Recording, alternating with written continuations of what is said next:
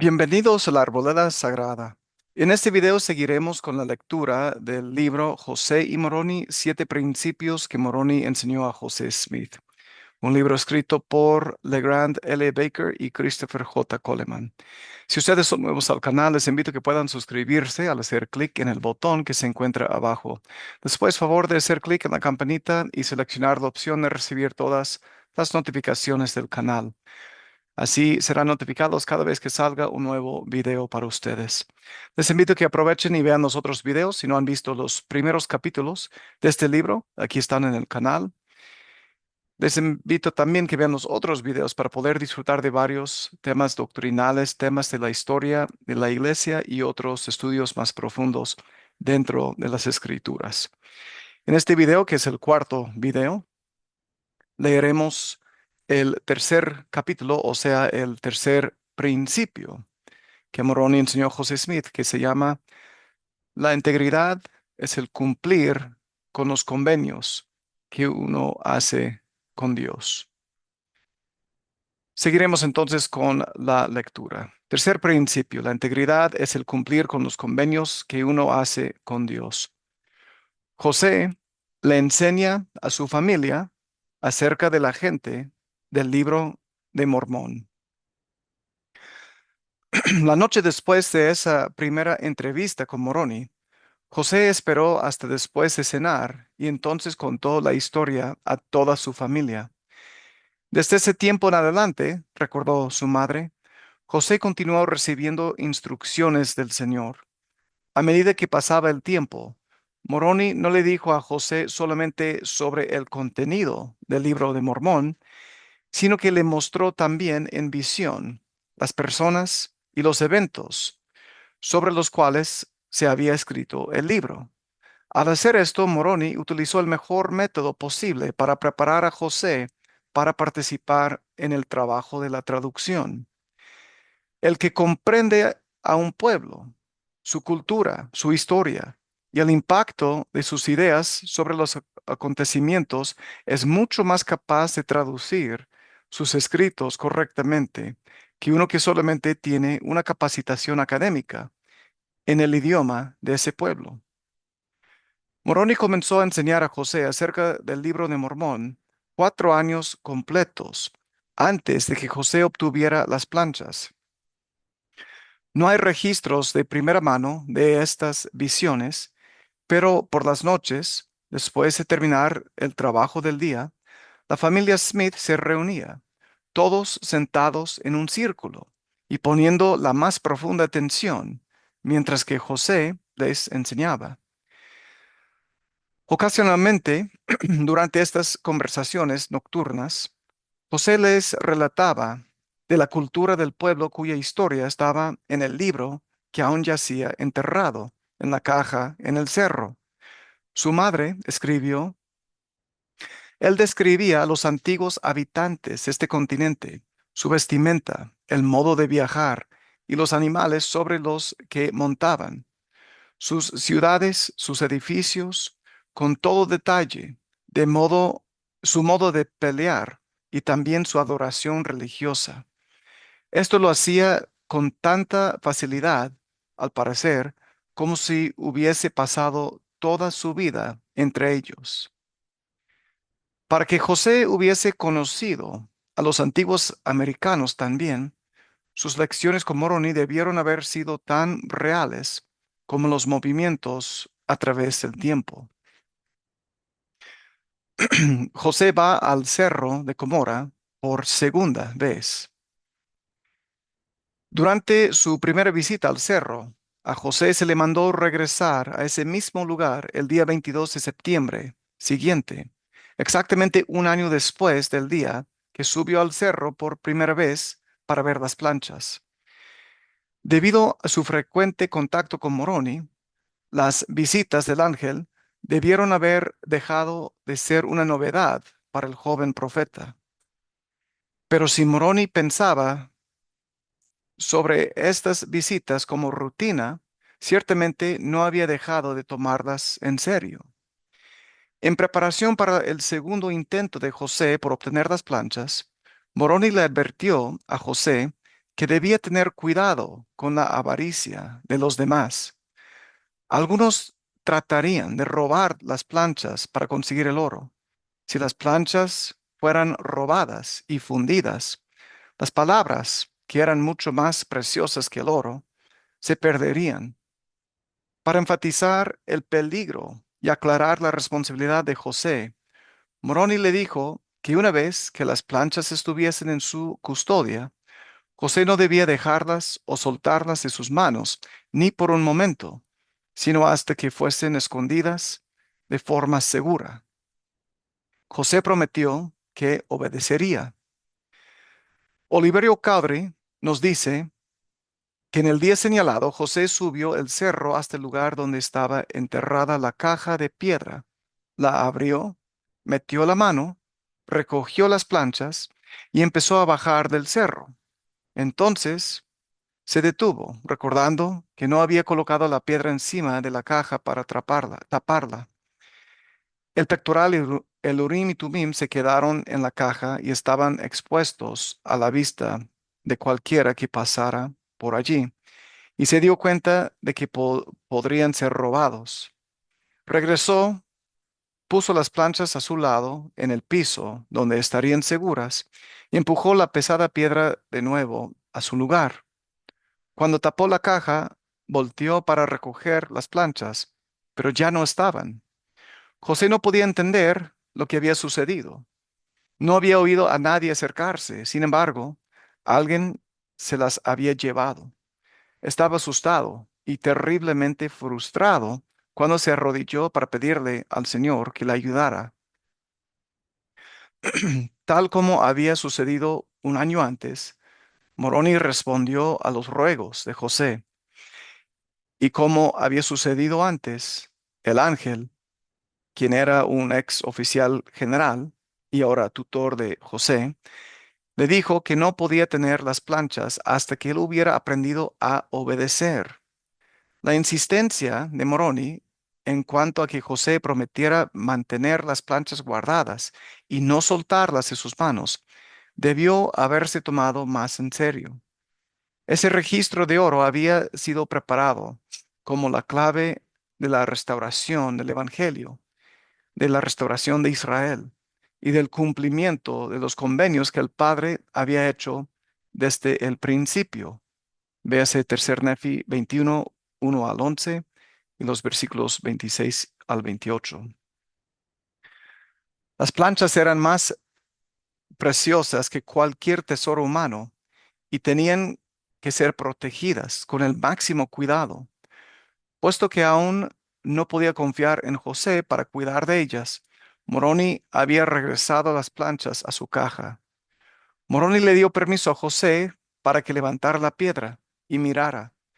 Una vez más el joven movió la piedra y descubrió la caja. Cuando vio las planchas guardadas en su lugar, se agachó, extendió las manos para obtenerlas, pero en lugar de conseguirlas, como él esperaba, fue arrojado hacia atrás al suelo con gran violencia. José yacía en el suelo. Ahora el ángel se había ido. La caja estaba cerrada y él estaba solo. José había sido probado en la balanza de su propia integridad y ésta le faltó. Cuando recuperó sus fuerzas, se levantó y volvió a su casa, la casa de sus padres, llorando de pesar y decepción. Casi podemos oír el eco de las instrucciones del ángel en el sollozo del joven José. Debes aprender a obedecer. Otra lección acerca de la obediencia. El ángel tenía la responsabilidad sobre las planchas. Él podía protegerlas suficientemente bien mientras estaban bajo su custodia, y no permitiría que José las obtuviera hasta que José hubiese aprendido a seguir sus instrucciones de manera explícita. José había escogido no obedecer y ahora tenía que esperar otro año. Estas, estas historias hacen que surjan preguntas y una de las más intrigantes es ¿por qué? Moroni podía mover las planchas. No puede haber duda alguna al respecto. ¿Por qué, pues, no las recogía y las llevaba a la casa para entregárselas a José? ¿Por qué tuvo que ir José al lugar donde estaban enterradas para recogerlas? ¿Por qué debía ir año tras año? Esas preguntas sugieren la misma respuesta. Dios no hará nada por el hombre que éste pueda hacer por sí mismo. Por lo tanto, había cosas que José necesitaba aprender que solo el tiempo y la experiencia podrían enseñarle. Cuando José subió por primera vez ese cerro para obtener las planchas, comprendió que sus padres eran muy pobres. Los hijos amorosos están conscientes de esas cosas, y la historia que él escribió registra lo que recordó de esta situación.